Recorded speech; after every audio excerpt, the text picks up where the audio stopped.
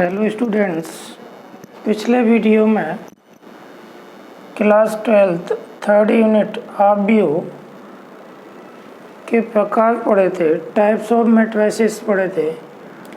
उसमें कुछ आव्यूह के प्रकार शेष रह गए थे। तो लास्ट का कल था डायगोनल मैट्रिक्स, विकर्ण आव्यूह। तो विकर्ण आव्यूह क्या था? ऐसा आव्यूह था जिसके मुख्य विकर्ण को छोड़कर के शेष सभी अवयव शून्य हों। मेन डायगोनल या प्रिंसिपल डायगोनल को छोड़कर के बाकी सभी अवयव जीरो हों। ऐसे A zero zero, zero B zero, zero zero C. ये विकर्ण आव्यूह का एग्जाम्पल है, पिछले वीडियो में पढ़ा था। इसके बाद आज पढ़ेंगे अदिश आव्यूह, स्केलर मैट्रिक्स।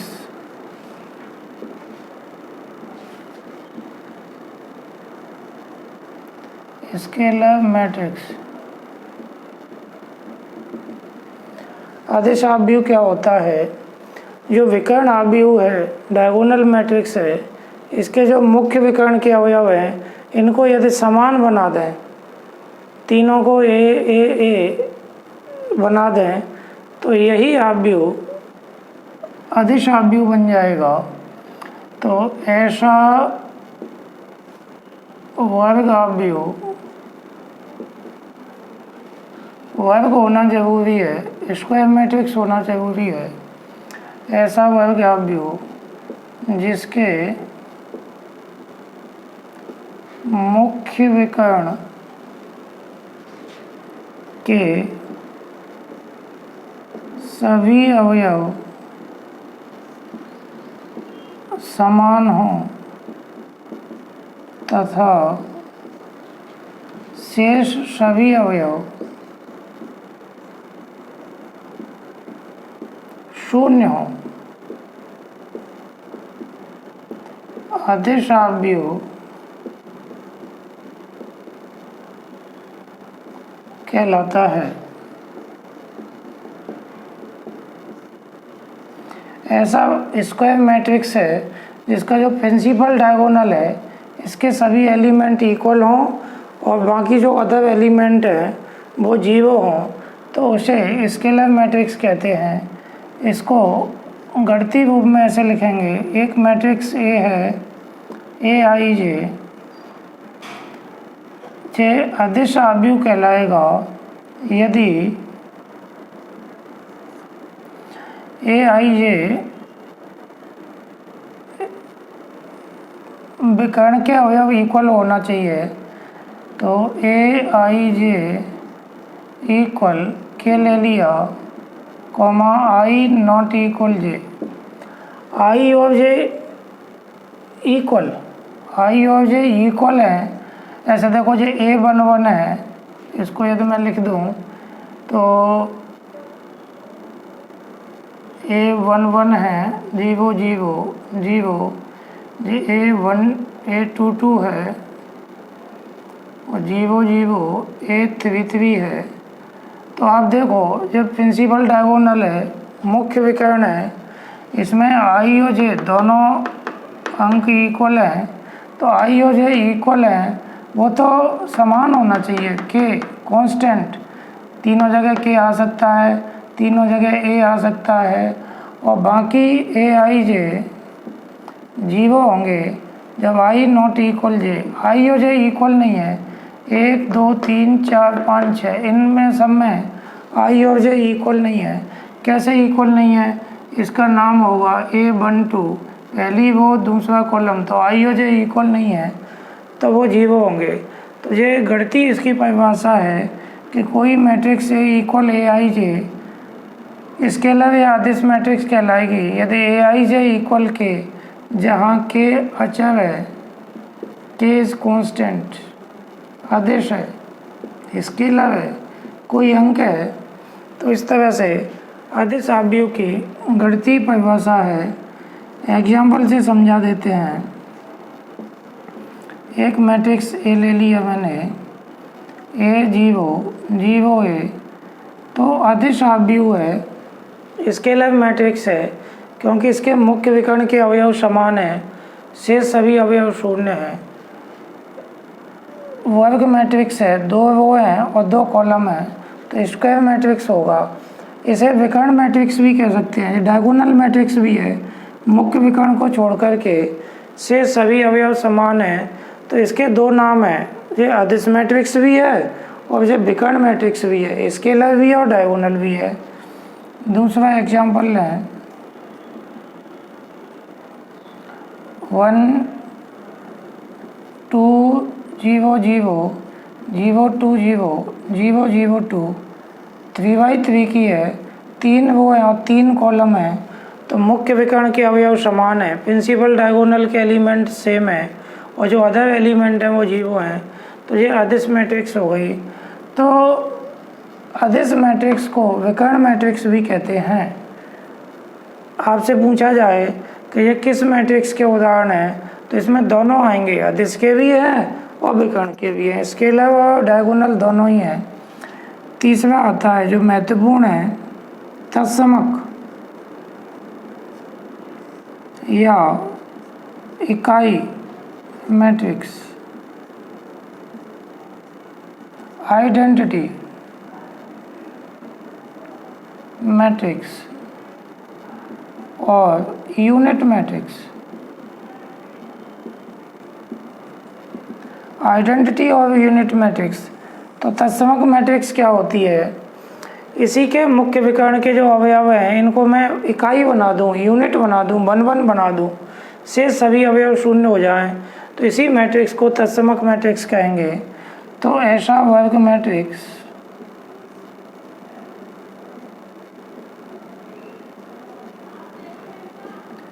जिसके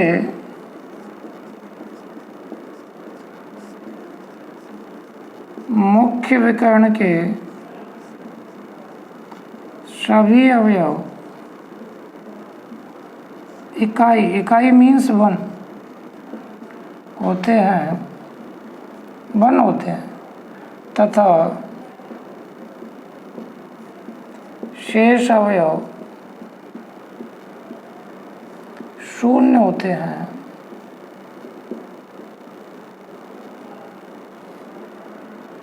तत्समक मैट्रिक्स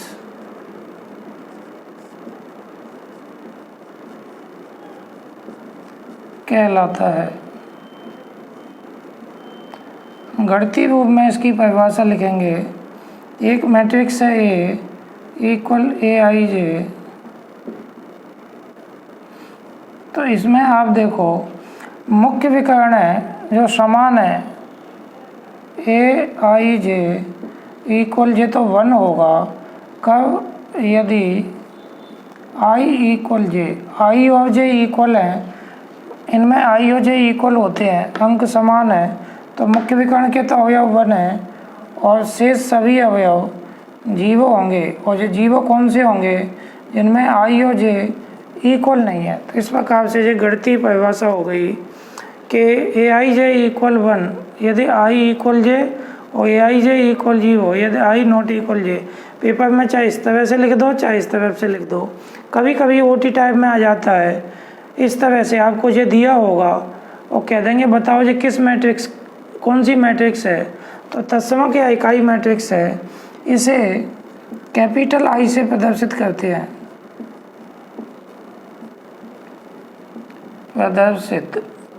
हैं,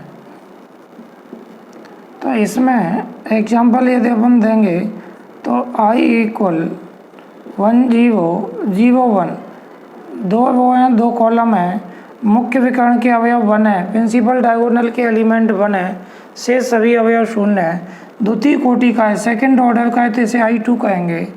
और यदि आपको तृतीय कोटि का लेना है तो I इक्वल 1 0 0 0 1 0 0 0 1, 3x3 ऑर्डर का है, तो इसे I3 कहेंगे। तो कभी भी सवाल में यदि इकाई मैट्रिक्स की ज़रूरत पड़े तो I2 ले लेंगे और I3 इसको लिया जाएगा। तो इस तरह से इस मैट्रिक्स के 3 नाम हैं, मुख्य विकर्ण को छोड़ करके शेष सभी अवयव शून्य हैं, प्रिंसिपल डायगोनल को छोड़ करके अदर एलिमेंट 0 हैं, तो ये विकर्ण मैट्रिक्स भी है, तो इसे डायगोनल मैट्रिक्स भी कह सकते हैं। मुख्य विकर्ण के अवयव समान हैं, तो इसे आदिश आव्यूह भी कह सकते हैं। और मुख्य विकर्ण के अवयव 1 1 हैं, तो इसे विकर्ण मैट्रिक्स भी कह सकते हैं, तत्समक मैट्रिक्स भी कह सकते हैं। तो इस तरह से यदि आपसे एक ऐसा प्रश्न पूछा जाए कि ऐसे मैट्रिक्स का उदाहरण दीजिए जो विकर्ण मैट्रिक्स भी हो, आदिश मैट्रिक्स भी हो और तत्समक मैट्रिक्स भी हो, डायगोनल, स्केलर और आइडेंटिटी तीनों हो, तो अपन इस एग्जाम्पल को दे देंगे। ये डायगोनल भी है, विकर्ण भी है, स्केलर मीन्स अदिश भी है और तत्समक मीन्स आइडेंटिटी भी है, तीनों मैट्रिक्स का उदाहरण है। इसके बाद जीरो मैट्रिक्स या नल मैट्रिक्स, शून्य आव्यूह। शून्य आव्यूह क्या होता है? ऐसा आव्यूह जिसके सभी अवयव शून्य हों उसे शून्य आव्यूह कहा जाता है। शून्य आव्यूह, जीरो मैट्रिक्स।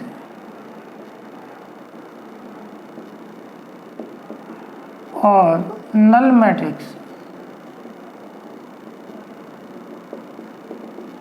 ऐसा मैट्रिक्स, इसमें वर्ग होना आवश्यक नहीं है। ऐसा मैट्रिक्स, शून्य मैट्रिक्स को स्क्वायर मैट्रिक्स होना आवश्यक नहीं है।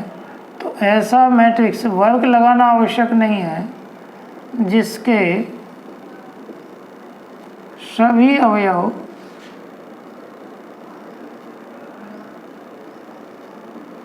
शून्य हों, ऑल एलिमेंट 0 हों,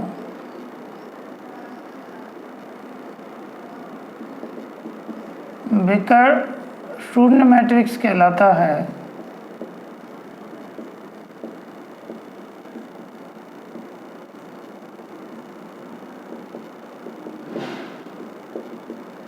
इसे O से प्रदर्शित करते हैं। 0 0 0 0, 2 रो हैं, 2 कॉलम हैं, तो ये शून्य मैट्रिक्स है 2x2 कोटि का। और 0 0 0 0 0 0, इसमें रो 2 हैं, कॉलम 3 हैं, तो पहले रो लिखते हैं फिर कॉलम है, तो 3 कॉलम है, तो 2x3 कोटि ऑर्डर का शून्य मैट्रिक्स है। तो इस तरह से ऐसा मैट्रिक्स जिसके सारे एलिमेंट, सभी एलिमेंट 0 हों, शून्य मैट्रिक्स कहलाता है। इसके बाद क्षैतिज मैट्रिक्स, क्षैतिज आव्यूह, हॉरिजॉन्टल मैट्रिक्स।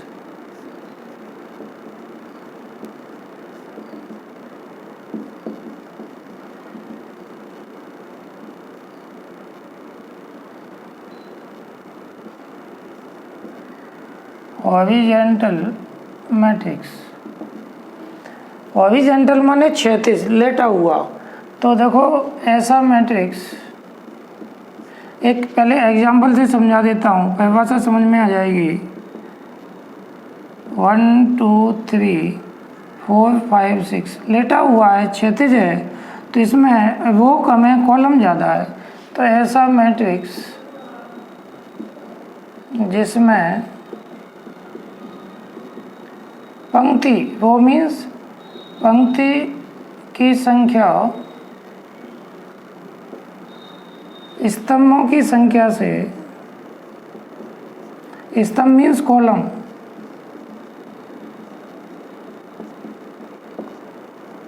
कम होती है।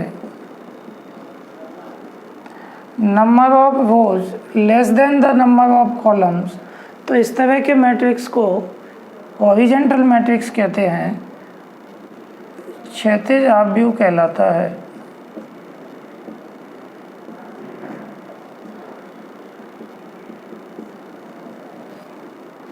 ये एग्जाम्पल दे दिया। ऐसा भी आ जाता है पेपर में, A = AIJ, इसकी कोटि है M/N, क्षैतिज आव्यूह कहलाएगा, हॉरिजॉन्टल मैट्रिक्स कहलाता है। यदि वो कम हो, वो m है, m कम हो n से, m और n इक्वल हो जाएं तो जो वर्ग मैट्रिक्स बन जाता है, स्क्वायर मैट्रिक्स बन जाता है, पहले समझा दिया है मैंने। और वो कॉलम से कम हो, पंक्ति स्तंभों से कम हो, पंक्ति लेस देन स्तंभ, पंक्ति वो कॉलम से कम है तो इसे क्षैतिज मैट्रिक्स कहते हैं। तो ओटी टाइप में पूछ लेते हैं कि यदि equal A I J order m by n क्षैतिज आव्यूह कहलाता है। 4 ऑप्शन दिए होंगे तो m लेस देन n हो जाएगा, m छोटा है n से। इसके बाद आता है ऊर्ध्वाधर आव्यूह, वर्टिकल मैट्रिक्स।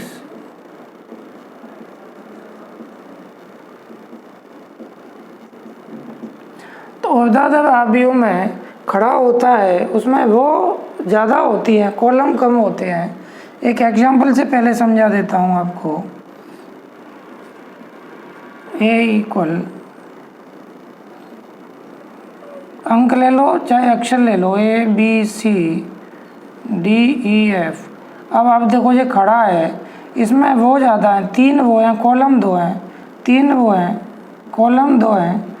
तो ऐसा मैट्रिक्स जिसमें स्तंभों की संख्या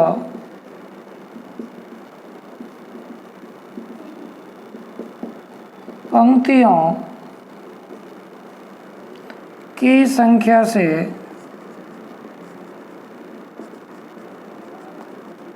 कम होती हैं, ऊर्ध्वाधर मैट्रिक्स कहलाता है।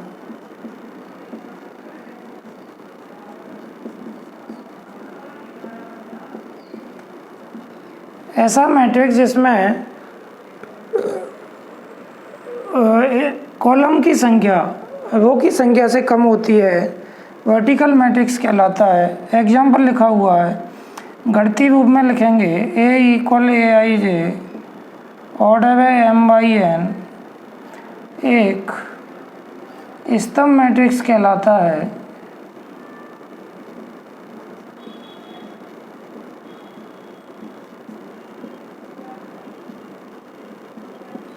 यदि n छोटा है m से, n मीन्स कॉलम, कॉलम कम होंगे इस रो से, तो ये मैट्रिक्स ऊर्ध्वाधर मैट्रिक्स कहलाएगा। इसी प्रकार आगे 1-2 मैट्रिक्स और हैं। एक होता है एकल मैट्रिक्स, जिसमें केवल सिंगलटन मैट्रिक्स होता है, जिसमें केवल एक अवयव हो, एकल आव्यूह, जिसमें केवल एक एलिमेंट हो, सिंगल एलिमेंट मैट्रिक्स कहलाता है।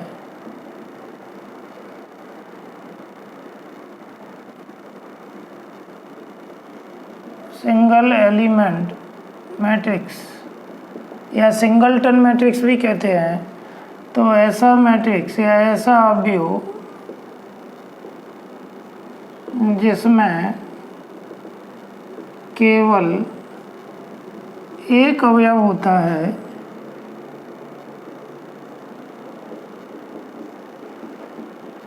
एकल आव्यूह कहलाता है। एग्जाम्पल दे सकते हैं, केवल एक है, वो भी एक है, कॉलम भी एक है, कोटि 1/1 है, तो ये एकल आव्यूह है, सिंगलटन मैट्रिक्स है, जिसमें केवल एक अवयव है। 2 मैट्रिक्स के प्रकार और हैं जो कि एनसीईआरटी में नहीं दिए गए। त्रिभुजीय आव्यूह, ट्रायंगुलर मैट्रिक्स, त्रिभुजीय आव्यूह, ट्रायंगुलर मैट्रिक्स।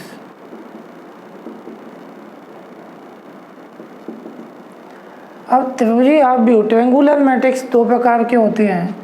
पहला होता है ऊपर त्रिभुजीय आव्यूह, अपर ट्रायंगुलर मैट्रिक्स ऊपर त्रिभुजी आव्यूह upper triangular matrix. Upper triangular matrix को पहले एक एग्जांपल से समझते हैं। मैंने एक मैट्रिक्स लिख दिया 1 2 3 0 4 5 0 0 6। ये अपना मुख्य विकर्ण है। पहले तो ये वर्ग मैट्रिक्स है, 3 रो है और 3 कॉलम है। त्रिभुजी आव्यूह वर्ग मैट्रिक्स में ही होते हैं। ट्रायंगुलर मैट्रिक्स एक स्क्वायर मैट्रिक्स होती है। तो ये मेन डायगोनल है, प्रिंसिपल डायगोनल है, मुख्य विकर्ण है। इसके नीचे के सभी अवयव शून्य हैं, वो ऊपर त्रिभुजी आव्यूह कहलाएगा। तो ऐसा वर्ग आव्यूह जिसमें मुख्य विकर्ण के नीचे के जो मेन डायगोनल है, इसके नीचे के सभी अवयव शून्य होते हैं, उपवित त्रिभुजी आव्यूह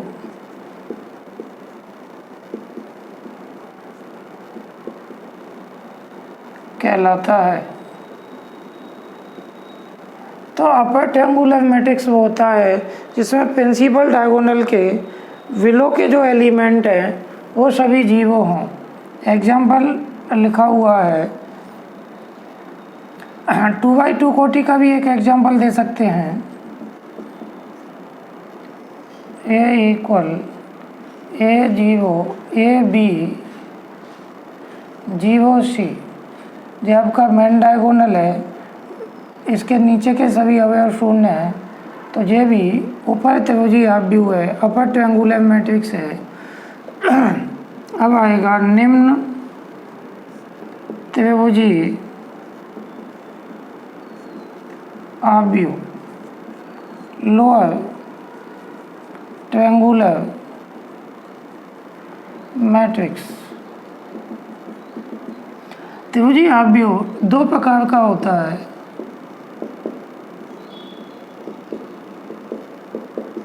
एक तो ऊपर त्रिभुजी आव्यूह अपर ट्रायंगुलर मैट्रिक्स और एक निम्न त्रिभुजी आव्यूह लोअर ट्रायंगुलर मैट्रिक्स। इसको एग्जाम्पल से समझते हैं। इसमें मुख्य विकर्ण का जो प्रिंसिपल डायगोनल है उसके ऊपर के सभी अवयव शून्य होते हैं। एक एग्जाम्पल ले लिया मैंने, A0 BC। अब आप देखो, जो आपका मुख्य विकर्ण है ऊपर के अवयव शून्य हैं, 2x2 का हो गया। एक दूसरा मैट्रिक्स भी ले लें, A0 0 BC 0 DE F। अब आप देखो, जो आपका मुख्य विकर्ण है प्रिंसिपल डायगोनल है, इसके ऊपर के सभी अवयव शून्य हैं। तो ऊपर के शून्य है तो निम्न त्रिभुजी होता है, नीचे के शून्य है तो ऊपर त्रिभुजी होता है। तो ऐसा वर्ग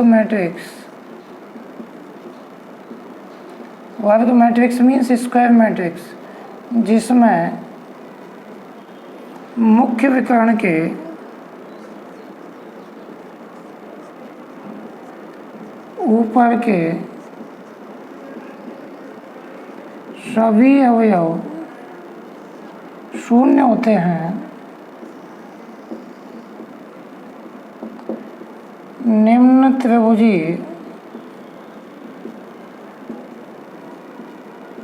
आव्यूह कहलाता है।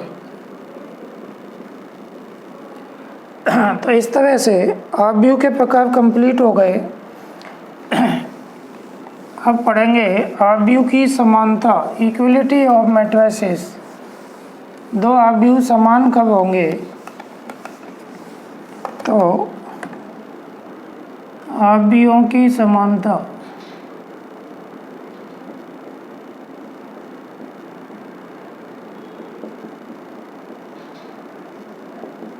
Equality of matrixes. दो आव्यूह समान कब होंगे? तो इसके लिए दो कंडीशन होना चाहिए, उनकी कोटियाँ समान हों।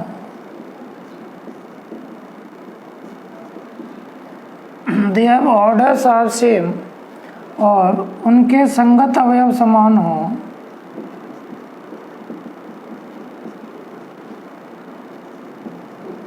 संगत अवयव समान हो। They have corresponding elements are equal.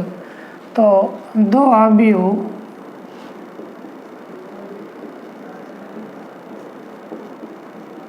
समान कहलाते हैं यदि नंबर 1 उनकी कोटियाँ समान हो, देयर ऑर्डर्स आर सेम, और उनके संगत अवयव समान हो, करस्पॉन्डिंग एलिमेंट इक्वल हो। एक एग्जाम्पल से समझते हैं। एक आव्यूह लिया है मैंने 1, 4, 9, 16, 25, 36। दो रो हैं, 3 कॉलम है, तो 2/3 कोटि का है। एक आव्यूह भी ले लिया 1 का स्क्वायर, 2 का स्क्वायर, 3 का स्क्वायर, 4 का स्क्वायर, 5 का स्क्वायर, और इसमें भी 2 रो है और 3 कॉलम है। अब आप देखोगे कोटियाँ समान है, देखो ऑर्डर सेम है दोनों के 2/3, करस्पॉन्डिंग एलिमेंट भी सेम है, संगत अवयव समान है। ये भी 1 है, 1 का स्क्वायर 1 होता है, ये 4 है, 2 का स्क्वायर 4 होता है, ये 9 है, 3 का स्क्वायर भी 9 होता है, 4 का स्क्वायर 16, 5 का स्क्वायर 25, 6 का स्क्वायर 36। तो यहाँ A इक्वल B हो जाएगा, दोनों आव्यूह समान हो जाएंगे। इस तरह से आज के वीडियो में आपने आव्यूह के प्रकार और आव्यूह की समानता देखी। एक छोटा सा टॉपिक और समझाते हैं। यदि आपको किसी आव्यूह दिया है और उसकी कोटि दी है 2/3, तो आपसे पूछा जाए कि एक आव्यूह का ऑर्डर 2/3 है, तो उसमें कितने अवयव होंगे? तो उसमें अवयव होंगे, इनका इंटू कर देंगे, अवयव होंगे 6। तो आव्यूह की कोटि आपको दी गई है, जो कोटि दी है, ऑर्डर दिया है, तो उसमें 6 एलिमेंट होंगे यदि 2/3 की है। इसका उल्टा पूछ ले, उल्टा ये है कि यदि अवयव 6 हैं, एलिमेंट 6 हैं, किसी आव्यूह में अवयवों की संख्या 6 है, तो उसकी कोटि क्या होगी? उसकी संभव कोटियाँ क्या होंगी? पॉसिबल ऑर्डर क्या होंगे? ऑल पॉसिबल ऑर्डर बताने हैं। तो देखो, एक तो 6/1 होगा, क्योंकि 6 का 1 से इंटू करेंगे 6 एलिमेंट आ जाएंगे। एक 1/6 होगा। ये संभव कोटियाँ हैं, सभी संभव कोटियाँ। 6/1, एक 1/6 होगा, एक 2/3 होगा और एक 3/2 होगा। तो ये सभी संभव कोटियाँ हैं। 6/1 का भी बना सकते हैं, 1/6 का बना सकते हैं। वो 6 बना दें, कॉलम 1 हो जाए। कैसे बनाएंगे? देखो, बना के बता दूँ। वो तो 6 बनानी है, कॉलम 1 रहना चाहिए। तो 1, 2, 3, 4, 5, 6, इसमें आप देखोगे तो वो 1, 2, 3, 4, 5, 6, कॉलम 1 ही है, तो इसकी 6/1 है। इसको बना के बताते हैं। इसमें वो 1 होना चाहिए, कॉलम 6, तो 1, 2, 3, 4, 5, 6 है। देखो, वो तो 1 है, कॉलम 6 है। इसकी बना के बताएं, वो 2 होना चाहिए, कॉलम 3, तो 1, 2, वो 2 होना चाहिए, 1, 2, 3, 4, 5, 6। तो आप देखोगे वो 2 है, वो 2 है, कॉलम 3 है, और इसको बना सकते हैं।